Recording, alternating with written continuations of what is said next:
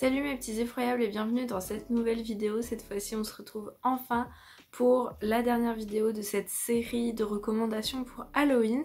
Et donc le niveau d'horreur est entre guillemets au maximum, ou en tout cas je ne me suis pas posé de contraintes pour vous présenter des œuvres, donc aguerris de l'horreur, c'est votre tour. Ici je vais le faire en deux catégories, une partie sur les romans, une partie sur les graphiques, et là il n'y a que des mangas en l'occurrence. Je n'ai pas fait de partie Stephen King car souvent en tant qu'habitué de l'horreur on se fait notre propre avis sur Stephen King et voilà, on est un peu déjà décidé sur le sujet.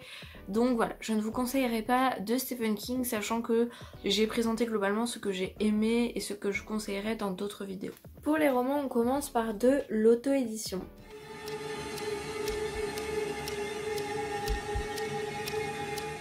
Je commence donc avec un auteur que j'adore et qui est un de mes préférés dans la sphère horrifique française, Anthony Lamacchia. Amateur de gore, je vous conseille Le Carnaval de Sans Rire. C'est un livre qui est très court, qui fait moins de 200 pages et qui est vraiment très gore. Bonjour, je m'appelle Coraline et je fais des bêtises. Malpoli, va. Bonjour. Il fait super rire. Un nouveau cirque arrive en ville et plusieurs personnes sont invitées à voir ce nouveau spectacle. Un groupe de jeunes filles vont s'y rendre et on va suivre ces personnages-là principalement, mais aussi tous les autres qui se rendent au cirque. Et malheureusement, ils vont se rendre compte que le clown qui les accueille est un être malfaisant et assoiffé de sang qui va faire souffrir tout le monde. Tout d'abord, la couverture est magnifique. Ensuite, l'histoire est super attrayante. Je sais que vous avez envie de le lire, avouez. Et enfin, c'était vraiment sympathique. Alors moi, je suis pas une grande fan du genre vraiment très gore. Néanmoins, c'était un bon moment et je trouve que pour Halloween, si on a envie d'un truc un peu violent et gore, c'est vraiment un roman qui va vraiment bien fonctionner. Voilà, je le trouve parfait pour cette période. Donc foncez s'il vous intéresse. Le deuxième de cet auteur, c'est Ils viennent pour nous. J'ai participé à la bêta lecture et je trouvais déjà avant correction que c'était une œuvre incroyable, mais après correction, je peux vous dire que c'est parfait. Encore une fois, on est sur une couverture qui est splendide. Moi j'ai le beau format que j'ai eu parce que j'ai participé à la bêta lecture, il est trop beau. Et parce que j'ai envie de crâner, voici ma dédicace. Ici on va suivre une famille qui passe tranquillement sa petite soirée, repas d'anniversaire pour le papa, etc.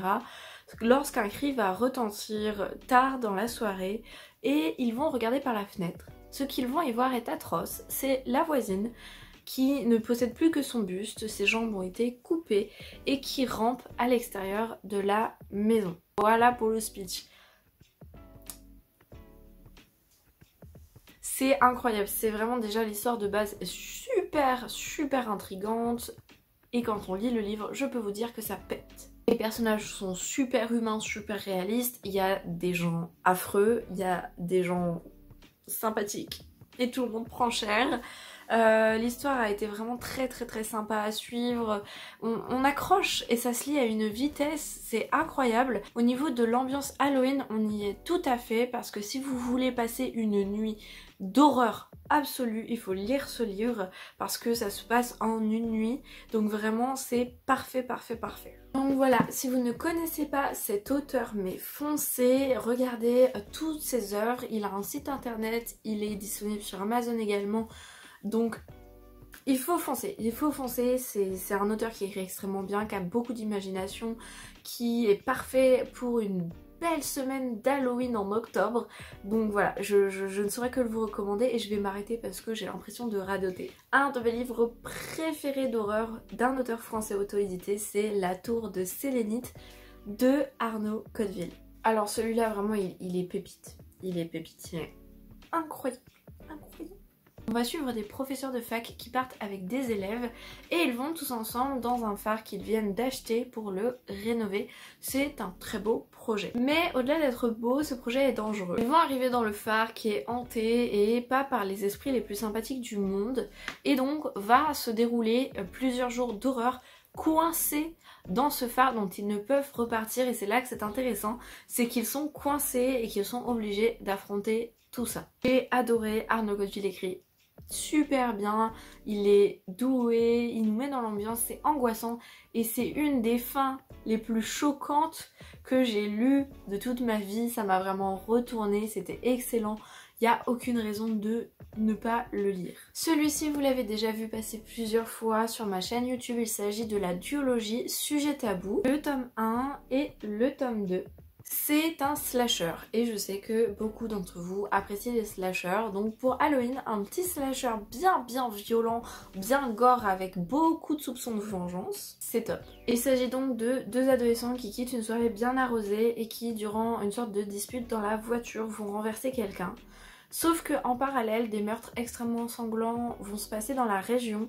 Le fameux jardinier qui paraît vouloir expier les péchés des gens en les tuant ne va pas laisser leur secret enfoui éternellement. C'est excellent, c'est une saga qui est excellente, j'ai beaucoup aimé. La surprise est présente, on fait confiance à des persos et à d'autres non.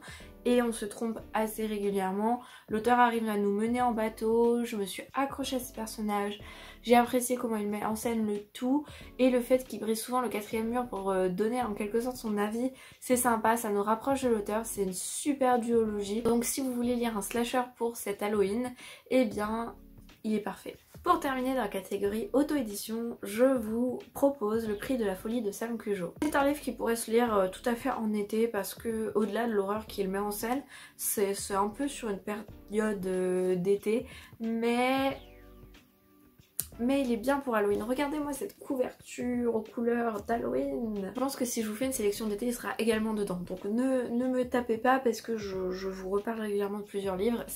J'aime beaucoup cette œuvre. On va donc être sur un jeune homme qui revient pendant ses vacances dans sa ville natale chez sa famille et qui va vouloir faire un reportage sur le nouveau centre commercial très étrange qui s'est implanté en une nuit dans la ville. Il va faire des découvertes effrayantes sur ce centre commercial qui va tourner la tête de tous les habitants de cette ville. C'est vraiment un roman d'horreur que j'ai adoré, un peu à la veine thriller parce qu'on a ce côté enquête où ce jeune-là va essayer de tout découvrir. Moi ce que j'ai adoré particulièrement, et je le redis du coup puisque j'en ai déjà parlé plein de fois, c'est que le personnage principal n'est pas parfait, il fait ses erreurs et même parfois il fait de grosses erreurs et c'est pas le héros qui va savoir exactement ce qu'il faut faire et quand, c'est quelqu'un qui se trompe et qui le prend en pleine tête et qui fait que il n'arrive pas forcément à sauver tout le monde. Bah c'est comme ça, il est pas parfait. Ce côté-là a rendu l'histoire très réaliste et très agréable à lire. Entre autres, le fait que c'est bien écrit, que c'est agréable à suivre et qu'on a du mal à lâcher le livre. Lisez ce livre. Tout ça au niveau maison d'édition.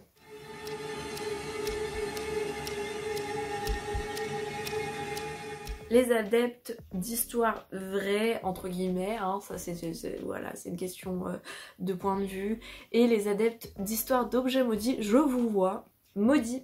Histoire et légende des objets ensorcelés, bah oui, je pense qu'il y a beaucoup de gens qui aiment ce genre d'ouvrage, donc forcément je vous en propose un. Celui-ci est très intéressant, vous voyez qu'il y a Annabelle, qu'on va chez les pharaons, et ces petites choses là je vous laisse les découvrir parce que c'est un peu moins connu et c'est tout aussi sympa. Le livre est très joli en termes de mise en page, il y a des images, donc là on est sur un ouvrage documentaire et je sais que pour Halloween il y en a qui aiment bien aller chercher dans les faits réels entre guillemets, donc voilà, encore une fois entre guillemets, c'est pas de manière hautaine que je dis ça, c'est que voilà, c'est une question de choix d'y croire ou pas, c'est pas à moi de vous dire si c'est réel ou pas. Bref, je suis désolée, je suis maladroite dans mes mots, c'est pas ma volonté. Alors là, vous m'attendiez au tournant, si je n'avais pas parlé de Clive Barker, ça aurait été terrible. Évidemment, vous êtes beaucoup à connaître Clive Barker, je pense, mais sur TikTok, je me suis rendu compte qu'il y a des fans d'horreur qui se sont pas encore lancés dedans. Moi-même, je me suis lancée dedans cette année, alors que je suis fan d'horreur depuis longtemps. Donc, je le remets ici pour ceux qui ne connaissent pas encore ou qui ne se sont pas encore lancés. Là, on est sur 2 tomes. Hellraiser puis Les Évangiles écarlates. Personnellement je vais surtout vous parler d'Hellraiser que je trouve incroyable. Les Évangiles écarlates j'aime bien mais j'ai un peu moins bien aimé. En même temps c'était difficile d'être au niveau. Ici on va être sur une personne qui invoque grâce à une sorte de boîte puzzle les Cénobites et ce sont des créatures de l'enfer qui cherchent à trouver le plaisir éternel mais un plaisir couplé à la souffrance qui fait que c'est très glauque et cette personne en les invoquant est très loin d'imaginer l'enfer qu'elle va va vivre. Sauf que en voulant s'échapper, il va réussir à communiquer avec sa belle-sœur Julia, qui arrive dans la maison où il a fait cette sorte de rituel, et malheureusement ça va tourner au carnage parce qu'ils vont s'entraîner mutuellement dans des choses assez terribles. Hellraiser, c'est vraiment un livre que j'ai lu en une journée, c'est assez court, on est sur un moins de 200 pages et c'est quelque chose qui se dévore, je vous jure, ça a été un coup de cœur ultime, il va être dans mon top de l'année sans hésitation, c'était incroyable, c'est tellement bien écrit, c'est impactant, c'est touchant, c'est efficace. Clive Barker est trop fort, son histoire elle est glauque, elle est malsaine, ça mélange souffrance, ça mélange sexe, ça mélange amour, ça mélange trahison, mais moi qui peux vite trouver que c'est trop et que c'est être trop mal à l'aise, c'est inutile, bah là j'ai trouvé ça bien dosé et même magnifiquement bien dosé, c'était incroyable. Donc pour ceux qui n'ont pas encore lu Clive Barker, bah Hellraiser c'est incroyable, vraiment c'est incroyable.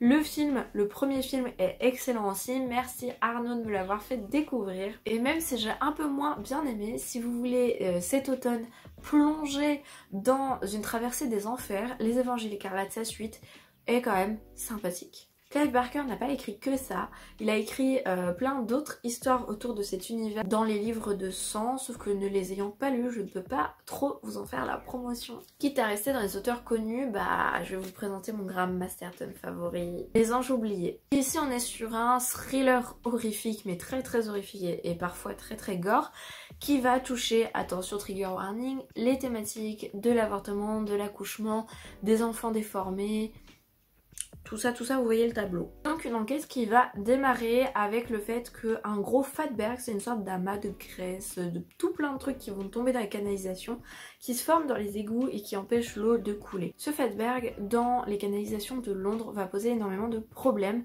et en essayant de le retirer et de l'étudier, les chercheurs vont découvrir qu'il y a bien plus que ça derrière, des créatures maléfiques qui sont dans les égouts depuis très longtemps et qui n'ont pas l'intention de se faire déloger. Incroyable, ce livre est incroyable, j'ai adoré, oh là là, vous voyez que j'ai pris plein de notes, j'ai absolument adoré, c'était excellent, c'était très intéressant, c'était horrifique à souhait.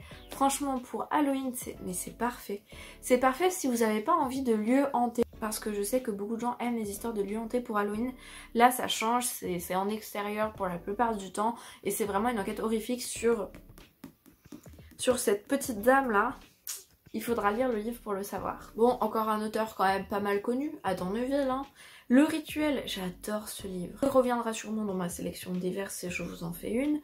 Mais là, j'ai besoin de vous en parler. Plusieurs promeneurs occidentaux vont se rendre dans les forêts scandinaves pour aller faire une grande randonnée et éventuellement renouer des contacts, puisque ce sont des gens qui ne se sont pas vus depuis longtemps. Sauf que ça va tourner au drame parce que cette forêt regorge de choses maléfiques, terrifiantes et assoiffées de sang.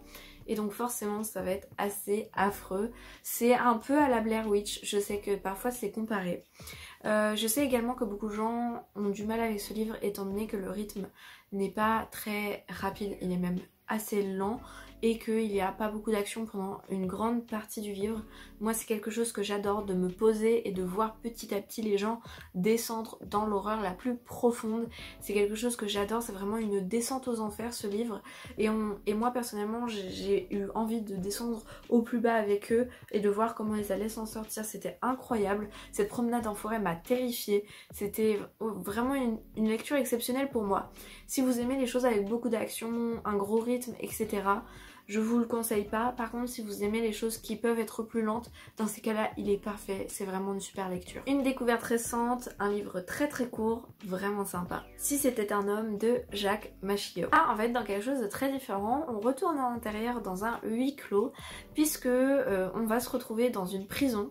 Je ne peux pas vous expliquer pourquoi, mais les habitants de cette prison, les prisonniers de cette prison, vont se retrouver coincés dedans pour une raison que je ne peux vous indiquer, sans aide, sans moyen de communication vers l'extérieur et coincés dans leur cage. Et on va suivre particulièrement un prisonnier qui du coup vit la même chose que les autres et attend impatiemment de l'aide sans pouvoir sortir évidemment. Pour se nourrir c'est compliqué, pour boire c'est compliqué. Comment est-ce qu'il va s'en sortir? Comment est-ce qu'il va s'en sortir aussi face à la folie du fait de ne pas pouvoir parler avec des gens, de rester tout seul à attendre la mort finalement? Eh bien il faudra lire le livre pour le savoir. C'est un livre très glauque, très gore par moments et qui ne mâche pas ses mots, mais pour une lecture courte et affreuse, c'est parfait, vraiment c'est parfait pour un huis clos super angoissant, c'est top. Et franchement, il y a des choses effrayantes dans ce livre, que ce soit envers la nature humaine ou envers d'autres choses, et je vous invite vraiment fortement à le découvrir. Et pour finir, au niveau des romans, je vous propose Seule la haine de David Ruiz Martin. On est sur un livre que j'ai lu il y a un petit moment maintenant, mais que j'ai adoré. On va suivre un jeune homme qui pense que un psy est responsable de la mort de son frère pour ne pas l'avoir aidé correctement, puisque son frère s'est suicidé. Ce jeune homme va alors prendre en otage le psy et lui raconter tout plein de choses qu'il faut lire le livre pour découvrir, qui vont plonger ce psy de plus en plus profondément dans l'enfer. Un livre qui est extrêmement gore, extrêmement violent, il y a vraiment des choses... Franchement, si vous n'êtes pas à l'aise avec les trigger warnings, violence sur femme, etc., je vous le conseille pas. Mais pour un livre d'horreur où le fantastique n'est pas présent et où vraiment vous cherchez quelque chose de très terre à terre, parce que la plupart du temps dans l'horreur c'est du fantastique, et tout ce que je vous ai présenté comporte un minimum de part de fantastique. Ici on est vraiment sur du terre à terre pur et dur, et bah c'est intéressant dans le sens où on n'en voit pas souvent, et je sais que des gens n'aiment pas trop tout ce qui va être fantastique dans l'horreur parce que ça leur fait encore plus peur. Donc là si vous cherchez vraiment de l'horreur très terre à terre, bah c'est parfait pour vous, mais voilà, c'est trigger warning, gore, violence sur femme, etc. etc. Mais une plongée dans la psychologie humaine très très intéressante et très bien écrite. On termine avec les mangas.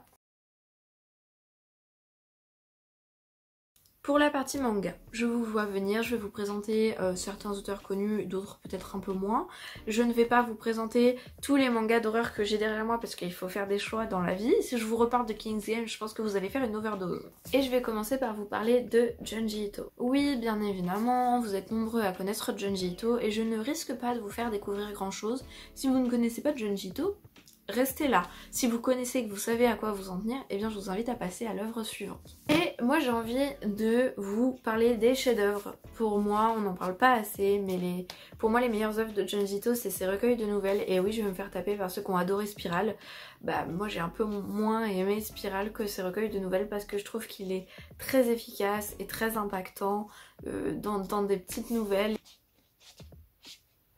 Je vais bientôt lire Carnage, vous aurez ma revue normalement avant la fin du mois d'octobre.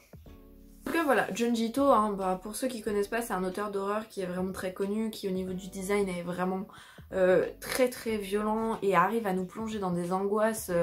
Il va chercher partout, hein, la trypophobie, la peur de l'oubli, la peur... Enfin, il y a tellement de choses qui sont évoquées dans ses œuvres que c'est impossible d'en faire une liste exhaustive. Donc voilà, si vous cherchez vraiment à aller dans quelque chose d'extrêmement, extrêmement glauque et gore, bah Junji Ito c'est fait pour vous. Bah vous me voyez venir, hein, forcément, j'arrête pas de vous rabâcher que c'est Kazuo Uematsu qui a inspiré en grande partie de Junji Ito. C'est un des premiers à avoir été publié sous ce format-là. Ça vous rappelle rien? Bah si, format de Junji Ito, ah oui. Kazuo Uematsu, bien trop sous-coté, on n'en parle pas assez, alors que le pauvre il mérite tellement d'attention. Donc là j'ai le vœu maudit, je suis actuellement en train de lire La femme aux insectes qui est excellent également. Donc ici on est sur des nouvelles encore une fois. Le vœu maudit va recueillir plein de nouvelles qui vont parler de l'enfance, du fait de grandir trop vite, de vieillir également. X-Light a décidé de nous abandonner pour la fin de ce tournage, il doit y avoir un faux contact et je n'arrive pas à le trouver, je m'excuse. Voilà, toutes ces thématiques là sont abordées de manière très subtile, très agréable, très intéressante et il y a des réflexions incroyables. Les designs sont... Oui c'est vrai, j'ai pété le dos du livre en vidéo la dernière fois, bah... J'ai envie de pleurer un peu. Bref. Les designs sont plutôt des designs, voilà, on va être sur du plus vieux que Junji Ito. Mais c'est excellent. Celui que je suis en train de lire actuellement, La femme aux insectes, est un recueil également qui se concentre plutôt sur le mariage, l'amour, les femmes, la tromperie, tout ça tout ça. Donc chaque recueil a l'air d'avoir une thématique imposée qui n'est pas dite dans le titre parce qu'en fait les titres concernent uniquement la première nouvelle. Mais voilà, donc ici on est sur l'enfance et si vous voulez lire La femme aux insectes, on est sur le mariage, la tromperie, etc. etc. Alors évidemment que j'allais vous parler de Watch and Die. Parce que c'est un manga que j'adore, qui est en 4 tomes, donc peu cher comparé au Kazuo-Mitsu ou au Junjito qui sont assez coûteux. Là, 4 tomes et c'est plié. C'est sur des couvertures que je trouve absolument splendides. C'est typiquement le genre de design que j'apprécie et qui évoque beaucoup d'horreur. On va être sur une histoire qui est très similaire à The Ring, je vous en ai déjà parlé. Il y a une vidéo qui circule sur internet et qui, dès qu'on la regarde, lance à nos trousses les esprits tueurs. Donc c'est impossible d'y échapper, ou en tout cas ça paraît impossible. J'aime beaucoup le manga, je l'ai pas encore fini, oui il y a que 4 tomes, je suis une grosse flemmarde, oui je vous l'accorde. J'ai du mal à me mettre à lire des mangas alors que j'en ai plein et que j'ai envie d'en lire plein, mais j'ai tellement de romans dans ma pile à lire que ça m'obnubile un petit peu. C'est un manga qui est sympathique au niveau du design, rien à redire, je trouve ça très prenant, très intéressant. Si certains personnages ne servent à rien et sont mal exploités, ce qui est dommage, l'histoire reste vraiment bien dans l'idée. Après voilà, c'est pas un sans faute, je vous le dis, au niveau de l'exploitation des personnages, il y en a, on se dit mais ils servent à quoi? Qu'est-ce qu'ils font là? Et ça c'est vraiment super dommage. Alors ceux qui étaient fans de manga dans leur jeunesse connaissent forcément celui-ci, il s'agit d'Another. J'ai pas encore lu le manga mais j'ai vu l'anime qui a l'air assez similaire. Ici on va être sur une histoire de malédiction. Dans une classe, un élève va décéder et juste après une nouvelle va arriver dans la classe, être transférée et prendre un petit peu sa place entre guillemets, hein. Elle y est pour rien, elle qui soit décédée, bref. Les élèves ne faisant pas leur deuil décident de faire comme si elle n'existait pas, ce qui va déclencher malgré eux une sorte de malédiction et tous les ans ils vont décider d'ignorer une personne dans la classe et de faire comme si elle n'existait pas. Sauf que ça va tourner un peu au courbouillon quand un nouvel élève va rejoindre la classe des années après et va décider de ne pas se plier aux règles imposées. C'est un manga qui est très sympa, qui n'est pas en beaucoup de tomes me semble-t-il.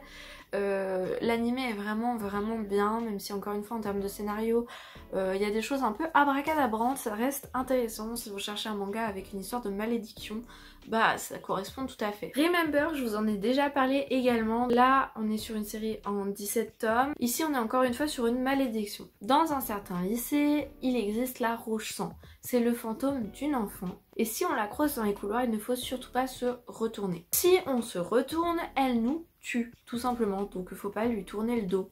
Malheureusement pour eux, un groupe d'adolescents vont se faire tuer par la Rouge Sang et subir cette malédiction qui consiste à leur faire revivre la même journée jusqu'à ce qu'ils aient retrouvé tous les morceaux de corps d'une autre élève, oui c'est tiré par les cheveux, pendant la nuit. C'est-à-dire que chaque nuit ils partent à la chasse au corps, mais si c'était aussi simple que ça, ils sont pourchassés par la Rouge Sang. Très abracadabrante mais c'est excellent. C'est excellent, c'est un survival game que j'ai adoré, qui a bercé mon adolescence et je vous le conseille tout à fait. La petite Rouge Sang, donc ça c'est sa jambe, voilà.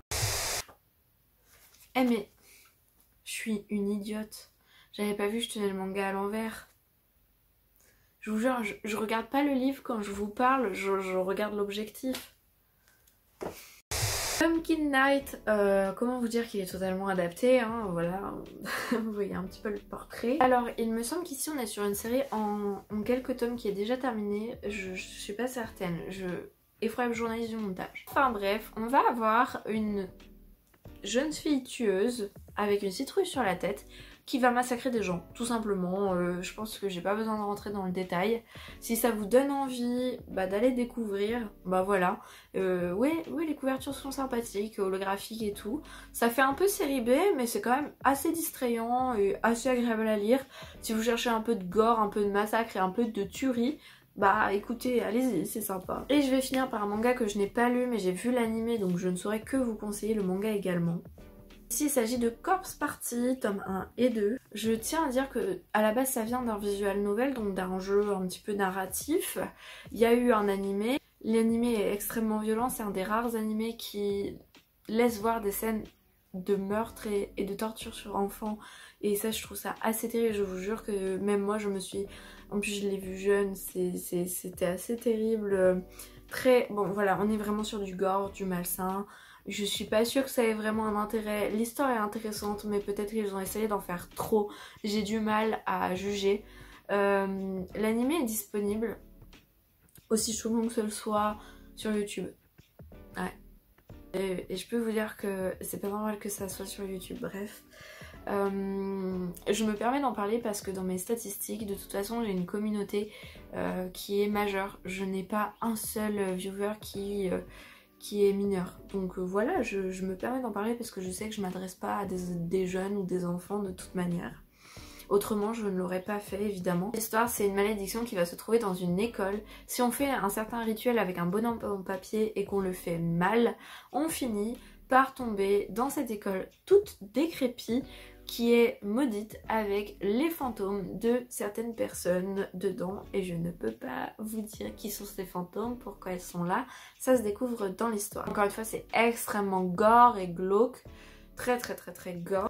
Ici, si vous voulez pas voir d'entrailles, bah, je vous conseille de lire un autre manga du coup. L'histoire est sympa, ils ont essayé d'en faire énormément et d'en faire quelque chose d'absolument ultra gore de la mort. Bah, c'est réussi du coup. Hein. Donc voilà, à vous de vous décider. Ce sera tout pour moi pour cette sélection. J'espère que ça vous a plu, que je vous ai donné envie de lire certains de ces livres. Si je ne vous ai rien fait découvrir, et bah, je suis désolée et n'hésitez pas, vous, à me donner vos recommandations en commentaire, que je me note ça pour Halloween prochain, puisque ma pile à lire est déjà prête pour cet Halloween-là. Mais le mois d'octobre prochain n'est pas fermé. J'espère que vous allez tous bien, que tout se passe bien pour vous, que vous passez de bonnes lectures horribles. Et je vous dis à la prochaine les effroyables. Coucou les effroyables, c'est l'effroyable journaliste du montage qui vous reprend. J'avais oublié de vous en parler mais j'aimerais faire une FAQ prochainement sur la chaîne. Donc pour ceux qui ont Instagram, j'ai mis une boîte à questions et sur TikTok j'ai fait une vidéo également. Mais si jamais certains n'ont ni l'un ni l'autre, n'hésitez pas en commentaire à me poser vos questions, j'y répondrai avec grand plaisir.